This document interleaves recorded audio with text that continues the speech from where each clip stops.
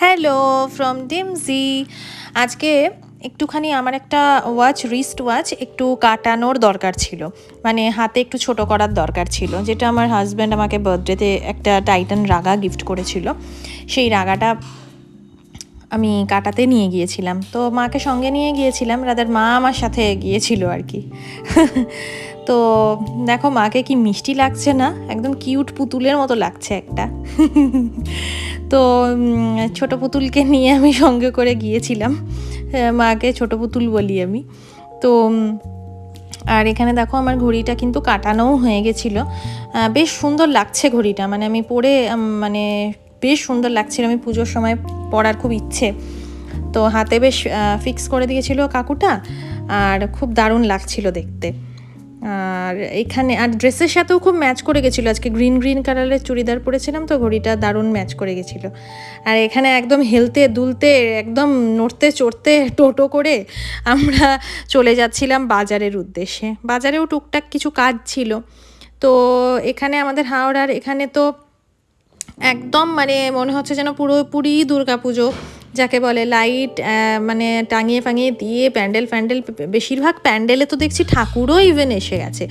সামনে ওই কাকু টাকুরা মানে একটু বয়স্ক ধরনের লোকেরা সব বসে বসে আড্ডা মারছে, দেখে বেশ ভালোই লাগছিল। দেখো তোমাদের সাথেও শেয়ার করছি, বড় বড়দের লাইটের এই গেট মতন জিনিসগুলো ছোটোবেলা থেকে এগুলো মানে দেখলে মনে হতো যে আর পড়তে বসতে হবে না, এবার মানে বই খাতা তুলে রাখলেও চলবে। তো ওই ফিলিংসটা আজকে পুরোপুরি পাচ্ছিলাম।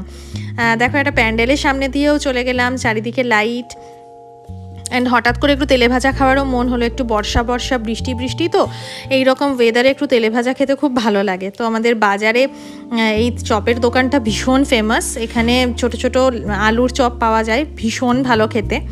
তো ওটা আজকে কিনে নিয়েছিলাম, 5-7টা মতো কিনেছিলাম, মা অতটা খেতে চায় না, তো আমি একাই খাই, তো মা একটা নিয়েছিল, আমি বাকিগুলো খেয়েছিলাম।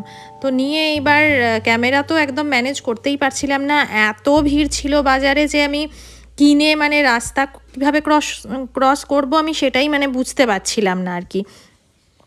তো উল্টো দিকে মা দাঁড়িয়েছিল, কোনোভাবে আবার একটা টোটো জোগাড় করে উঠে পড়লাম। তো ভিড়টা জাস্ট দেখো, তাও আমি সব ভিড় মানে ক্যাপচার করতে পারিনি, মহিলাদের ভিড়ে মানে একদম হাঁটা চলা মুশকিল হয়ে যাচ্ছে, মহিলা কেন বলবো, সবার ভিড়েই আর কি। তো এই জায়গাটা হচ্ছে আমাদের একদম হাওড়ার মন্দিরতলা, মানে একদম ভীষণ কনজেস্টেড একটা জায়গা, বাস স্ট্যান্ডও আছে, সঙ্গে প্রচুর প্রচুর দোকান বাজার, অ্যান্ড এখানকার দুর্গাপুজোটাও বিশাল বড় দুর্গাপুজো, আমি প্যান্ডেলটা ওই দূরে আছে, দেখা তো যাচ্ছে না, আমি শেয়ার করার চেষ্টা করেছিলাম। তো যাই হোক, এইসব করতে করতে করতে করতে বাড়ি পৌঁছে গেলাম, বাড়ির সামনে দাঁড়িয়ে আছে মা, ব্যাগ থেকে চাবি খুঁজছে যে চাবিটা খুলে ঢুকবে, এদিকে আমি যে ক্যামেরা অন করে দিয়েছি মায়ের খেয়াল নেই। এটা হচ্ছে আমাদের বাড়ি, বাড়িটা তোমাদের সাথে একটু দেখালাম বাইরে থেকে, যদিও খুব তাড়াতাড়ি কালার করা হবে, তো কালার করা হলে সেটা আমি শেয়ার করব। তো বাড়িতে ঢুকে একদম আর জামা কাপড় না ছেড়েই আমি চপ নিয়ে বসে গেছি খেতে, এত খিদে পেয়ে গেছিলো।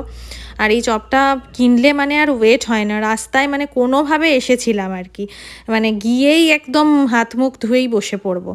তো গিয়ে বসে পড়লাম, আর চলো টাটা।